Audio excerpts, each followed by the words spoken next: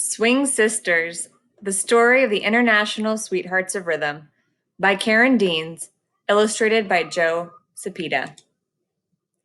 Way back in 1909, not far from Jackson, Mississippi, there was a special place for orphans. It was called Piney Woods Country Life School. A man named Dr. Lawrence Clifton started the school.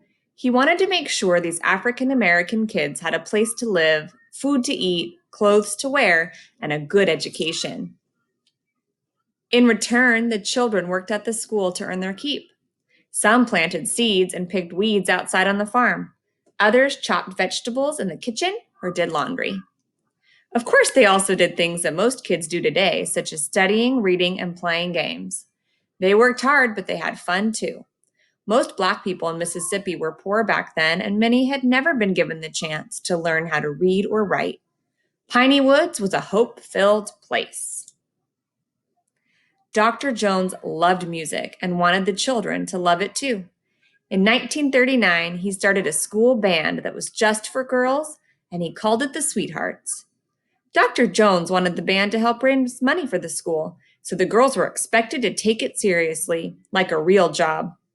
The Sweethearts woke up at 5 o'clock every morning and filled their days with schoolwork and hours of practice.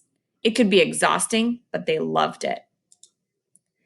The music the girls played was called swing. Sometimes people called it big band music because there were lots of instruments and musicians, sometimes as many as 17. The musicians were divided into sections, depending on what kind of instruments they played. The brass section was made up of trumpets and trombones.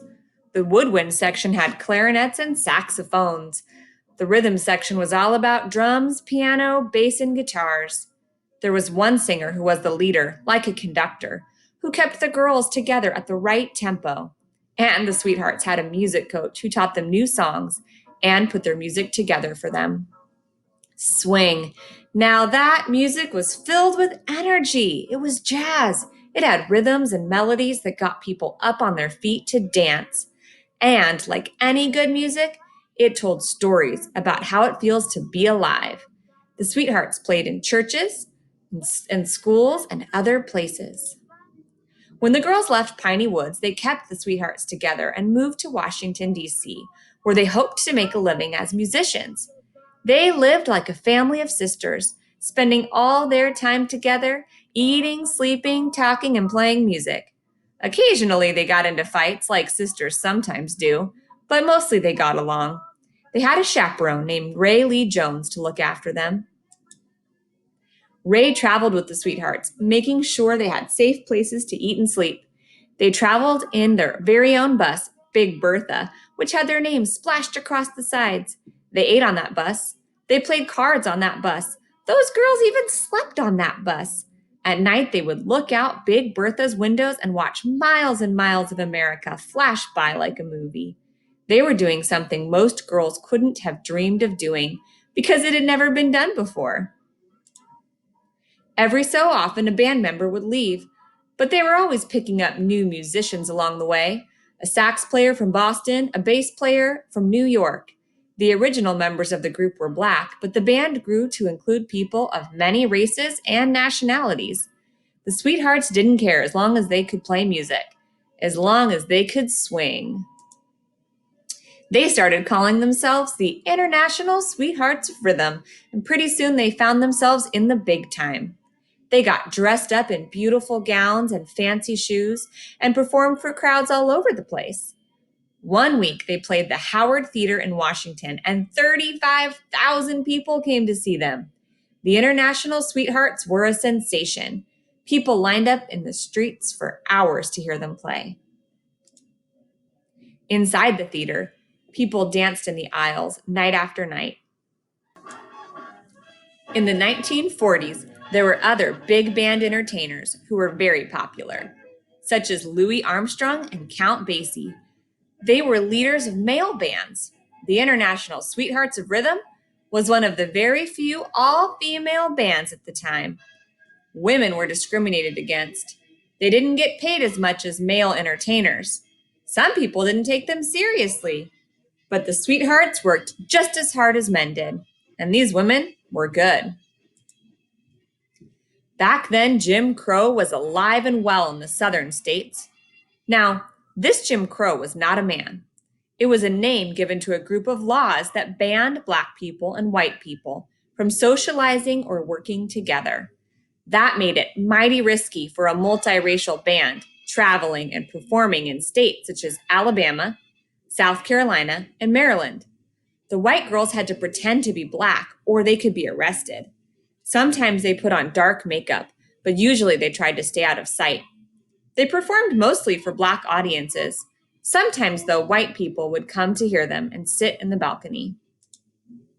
Once, while the Sweethearts were playing in a southern town, some policemen heard there were young white women in the band. The policemen started searching the bus, but the women escaped. They jumped into a taxi and headed straight for the train station.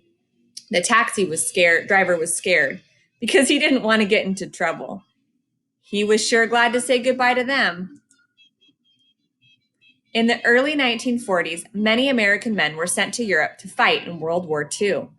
Hundreds of African American soldiers got together and wrote letters to the government asking for the Sweethearts to visit Europe. In 1945, the United Services Organization, USO, arranged a 6-month tour for the band to travel to France, Belgium, and Germany.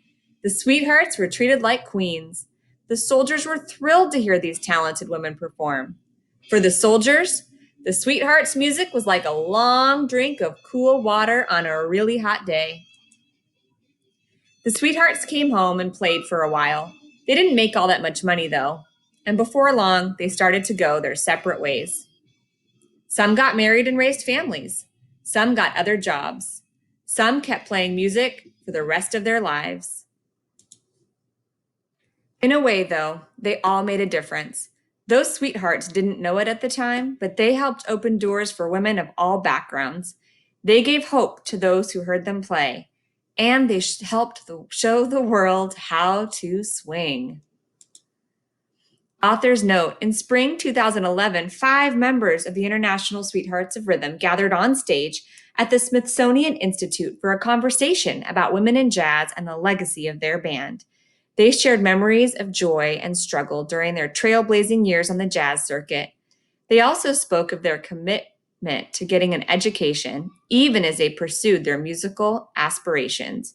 It's clear that while these women were working hard and unknowingly making history, they were also having fun and building lasting friendships. These lives well lived are an inspiration to women and men, young and old.